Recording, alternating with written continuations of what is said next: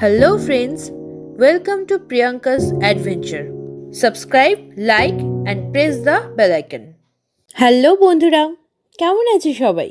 আমি প্রিয়াঙ্কা আর আমি চলে এসেছি নতুন একটি ওয়েব সিরিজের রিভিউ নিয়ে। এসে গেল আমাদের বহু অপেক্ষিত web series Panchayat season 3। Season 1 ও 2 দেখার পর আমরা সবাই অপেক্ষায় ছিলাম সিজন 3 এর। যারা এখনো পঞ্চায়েত ওয়েব সিরিজটি দেখেননি তাদের জন্য বলবো আপনারা অবশ্যই সিজন 1 ও 2টি দেখুন। কি আছে এই পঞ্চায়েত ওয়েব সিরিজে যে মানুষ এত ভালোবাসে এই ওয়েব সিরিজটিকে? কেন আমরা এত অপেক্ষা করছিলাম এই সিজন 3 এর? যারা এখনো দেখেননি বা জানেন না এই ওয়েব সিরিজের সম্পর্কে, তাদের জন্য একটু বলে রাখি। এই ওয়েব সিরিজটি একটি গ্রামকে নিয়ে, নাম ফুলেরা, যেটি উত্তরপ্রদেশের জেলা বালিয়ার অন্তর্গত, যেখানে পঞ্চায়েতের সচিব হিসেবে এসে পড়েন অভিষেক, যাকে গ্রামের সবাই সচিবজি বলেই সম্বোধন করে থাকেন। এই ফুলেরা গ্রামে গ্রামের মানুষ, তাদের ভালোবাসা, তাদের সমস্যা এবং তার সমাধান আছে পঞ্চায়েত ওয়েব সিরিজে। আর সব থেকে বেশি আছে খুব খুব খুব খুব হাসি মজা। তবে এই ওয়েব সিরিজে হাসানোর জন্য ব্যবহার করা হয়নি কোনো ডাবল মিনিং ওয়ার্ড বা কোনো অ্যাডাল্ট জোক। এতে আছে ক্লিন কমেডি। পরিবারের সবাই একসঙ্গে বেশ দেখতে পারেন এই ওয়েব সিরিজ। এবার চলে আসি পঞ্চায়েত সিজন 3 এর গল্পে। সিজন 2 এর শেষে আমরা দেখেছি যে বিধায়ক সচিবের বদলি করিয়ে দেয় ফুলেরা থেকে নিজের রাগ মেটাবার জন্য। এর পরের ঘটনা থেকে শুরু হয়েছে সিজন 3 এর প্রথম এপিসোড। নতুন সচিব আসে ফুলেরাতে জয়েন করতে, কিন্তু প্রধানজি বিকাশ বা পঞ্চায়েতের কোনো সদস্যই তাকে জয়েনে সাহায্য করতে অফিসে আসেননি। উল্টে অফিসে তালা দিয়ে রাখে সবাই। নতুন সচিব সবাইকে ফোন করে বলতে থাকে যে সে বিধায়কের কাছের লোক। তাকে যদি জয়েন করতে না দেওয়া হয় তাহলে গ্রামের সবাই সমস্যায় পড়বে।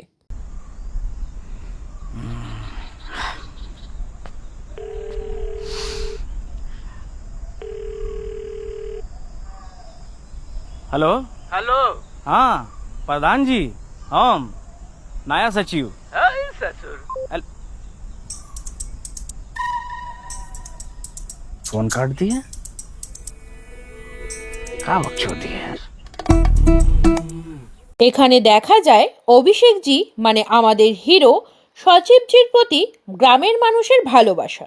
তারা জেলা শাসকের সঙ্গে পরামর্শ করে যাতে পুরনো সচিবকেই ফেরত আনা যায়, কিন্তু তাতে তারা সফল হয়নি।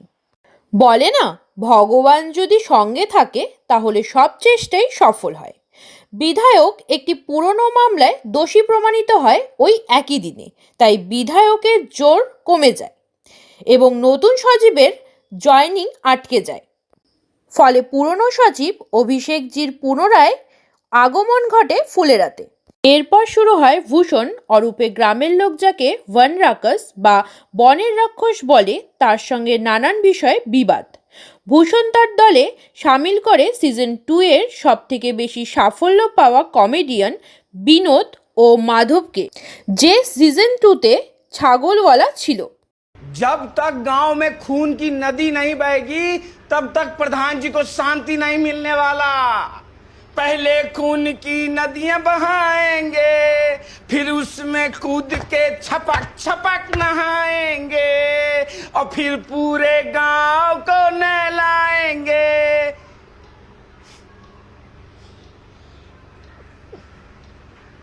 अब समझ में आया गांव वाले आपको बन राकस क्यों बुलाते हैं। এরপর খবর আসে যে বিধায়ক প্রাণী হত্যা মামলাতে জামিনে মুক্তি পেয়েছেন। এবার উপনির্বাচনে বিধায়কের স্ত্রী দাঁড়াবেন ও ধরে নেওয়া হয় তিনিই জিতবেন এবং বিধায়ক আবার পুরনো ক্ষমতা ফিরে পাবেন। ভূষণ ও তার দল বিধায়কের সঙ্গে হাত মেলায় এই ভেবে যে আসন্ন পঞ্চায়েত নির্বাচনে বিধায়ক তাকে জেতাতে সাহায্য করবে। ब्लड प्रेशर का दवाई खाना पड़ रहा है। सही बात है विधायक जी, कुत्ता मार के खाने का आरोप लग जाए तो ब्लड प्रेशर बढ़िए ना जाएगा जी। প্রথম 2 সিজনে আমরা বিকাশকে নিজের স্ত্রীর সঙ্গে ফোনে কথা বলতে শুনেছি, কিন্তু তাকে আমরা দেখতে পাইনি। কিন্তু এবার আমরা তাকে দেখতে পেলাম। দেখে তাকে খুবই বুদ্ধিমতী বলেই মনে হলো। উপপ্রধান প্রহ্লাদ তার ছেলে রাহুলের মৃত্যুর শোক এখনো কাটিয়ে উঠতে পারেননি। গ্রামের সকলেই তার সঙ্গে আছেন। তবে ফাইনালি রিঙ্কি ও সচিবজির মধ্যে প্রেম আলাপ শুরু হয়ে গেছে এই সিজনে। এখন সবার আড়ালে দেখা ও কথা দুটোই চলে। প্রথম সিজনে গণেশ মানে রবিনার হাজবেন্ডের সঙ্গে যে মনমালিন্য শুরু হয়েছিল তার অবসান ঘটে এই তৃতীয় সিজনে। वैसे ये सब करने के लिए थैंक गणेश।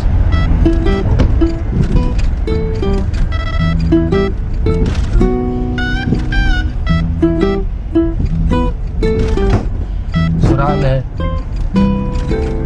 इतना तो कर ही सकते हैं।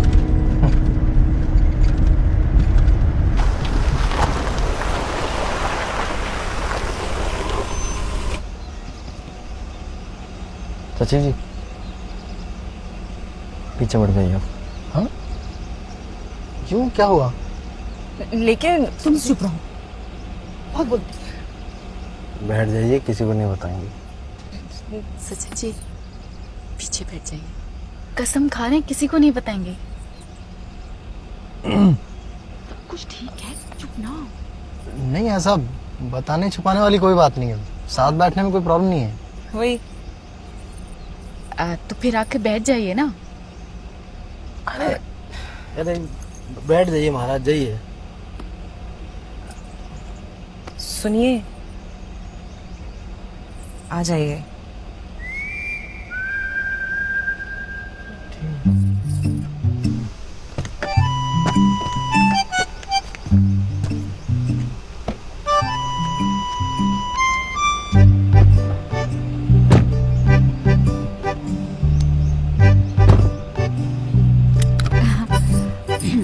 कोई बढ़िया सा गाना चला दीजिए ना। थोड़ा सीरियस हो जाओ यार। हमें घोड़े के लिए ना सिर्फ गाड़ी का इंतजाम करना है, लेकिन विधायक के पास ना आप ही दोनों को जाना है। हम कोई चीज़ लेना चाह जाएं और न ले पाए, ऐसा हो सकता है? বিধায়কের সঙ্গে ঝামেলা এতটাই বৃদ্ধি পায় যে দুই পক্ষ মানে ফুলেরা গ্রাম ও বিধায়কের দলের মধ্যে গোলাগুলি চলার মতো পরিস্থিতি তৈরি হয়। বিডিও ও পুলিশ অফিসার ও জেলা শাসকদের উদ্যোগে তখনকার মতো পরিস্থিতি শান্ত হয়। এই ঘটনার কিছুদিন পর সচিবজির MBA প্রবেশিকার পরীক্ষার দিন প্রধানজি বিকাশ ও প্রহ্লাদ সচিবজিকে বাসে তুলে দেওয়ার জন্য মেন রোডে আসে এবং অপেক্ষা করতে থাকে বাসের। ঠিক সেই সময় দুজন বাইকে করে এসে প্রধানজিকে গুলি করে। প্রধানকে হাসপাতালে ভর্তি করতে হয়। সেই হাসপাতালে বিধায়ক ও ভূষণ দেখা করতে আসে। সেখানেই সচিবজি বিকাশ, প্রহ্লাদ ও সচিবজির এক বন্ধুর সঙ্গে হাতাহাতি হয়ে যায় বিধায়ক ভূষণ ও বিধায়কের এক চেলার। এখানে চলে আসে পুলিশ। সবাইকে যেতে হয় থানাতে। থানাতে পুলিশ অফিসার ও বিডিও সাহেবের কথা থেকে আমরা জানতে পারি পঞ্চায়েত নির্বাচন আসন্ন। এখানেই শেষ হয় পঞ্চায়েতের সিজন 3। বিশেষ উল্লেখ্য বিষয়, এই সিজনে একটি বাসকে আমরা দেখতে পাই যেটি প্রথম থেকে শেষ পর্যন্ত বিভিন্ন ঘটনায় অস্ত্র হিসেবে ব্যবহার করা হয়েছে এবং প্রচুর হাস্যকর দৃশ্যে অংশগ্রহণ করেছে।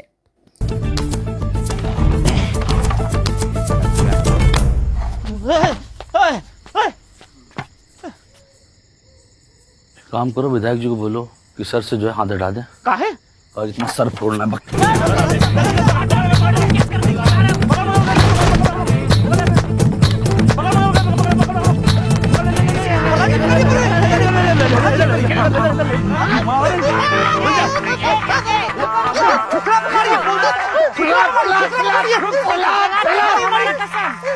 ये मैडम का फोन है।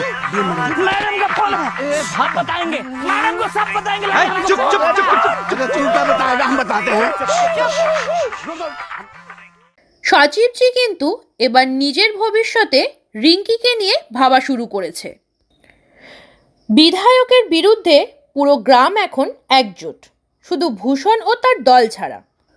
ওহ, আসল খবরটা তো বলাই হয়নি, বিকাশ কিন্তু বাবা হতে চলেছে।